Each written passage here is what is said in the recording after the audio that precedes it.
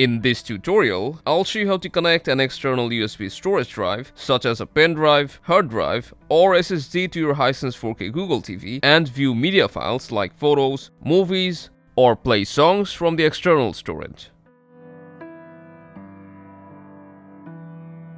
To be able to view the files from your USB storage on your Hisense TV, you'll need to have them formatted to FAT32 or NTFS, because other formats are not supported by your TV. If it has any other format, then just connect it to a computer, move the files out, then format it into NTFS or FAT32.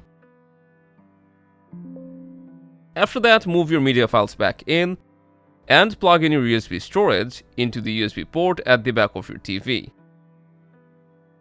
Right after that, you should see a pop-up that will say checking your USB drive. And after that, to open your USB drive, just go to your apps row, then look for Media Center.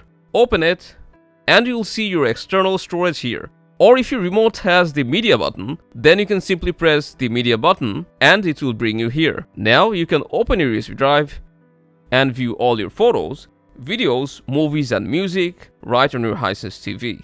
And that's how you connect a USB storage drive to your Hisense TV and view its content. So make sure to give us a thumbs up, support us by subscribing, and enjoy.